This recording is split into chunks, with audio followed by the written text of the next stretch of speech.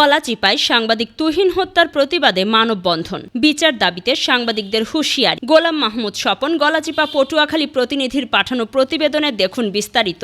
গাজীপুরে দৈনিক প্রতিদিনের কাগজ পত্রিকার সাংবাদিক আসাদুজ্জামান তুহিনকে নৃশংসভাবে কুপিয়ে হত্যা এবং একই পত্রিকার সাংবাদিক আনোয়ারকে হত্যা চেষ্টায় গুরুতর আহত করার ঘটনায় গলাচিপায় মানববন্ধন অনুষ্ঠিত হয়েছে। একই সঙ্গে সারা দেশের সাংবাদিকদের ওপর চলমান নির্যাতন নিপীড়নের প্রতিবাদ এবং সাংবাদিকদের নিরাপত্তা নিশ্চিতের দাবি জানানো হয়। সোমবার 11 আগস্ট সকালে গলাচিপা থানার সামনে গলাচিপায় কর্মরত সাংবাদিকদের উদ্যোগে এ কর্মসূচি পালিত হয়। বক্তারা বলেন, স্বাধীন দেশে সাংবাদিক হত্যা ও হামলা চরম উদ্বেগজনক ও লজ্জাজনক। সংবিধান সাংবাদিকদের সংবাদ সংগ্রহ, প্রচার ও মত প্রকাশের অধিকার দিয়েছে, যা কোনোভাবেই খর্ব করা যাবে না। সাংবাদিকদের নিরাপত্তা নিশ্চিত করা রাষ্ট্রের সাংবিধানিক দায়িত্ব। অবিলম্বে দোষীদের দৃষ্টান্তমূলক শাস্তি নিশ্চিত না হলে কঠোর আন্দোলনের ঘোষণা দেওয়া হয়। মানববন্ধনে বক্তব্য দেন দৈনিক তৃতীয় মাত্রার প্রতিনিধি মোহাম্মদ খালিদ হোসেন মিল্টন, নয়াদিগন্তের মোহাম্মদ হারুনুর রশিদ, আমাদের সময়ের মোহাম্মদ নাসির উদ্দিন, কালের কণ্ঠের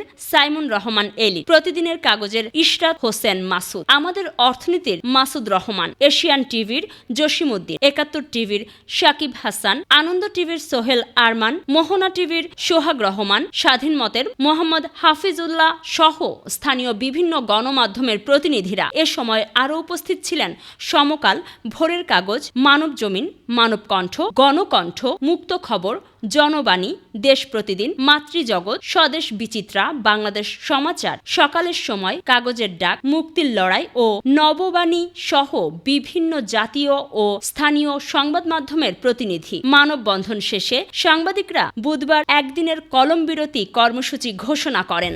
তুহিনকে সন্ত্রাসী কায়দায় এই নৃশংসভাবে হত্যা করা হয়েছে।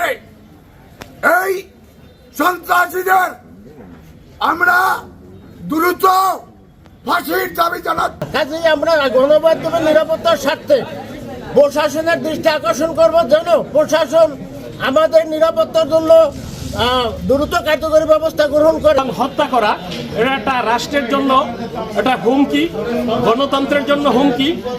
তথ্য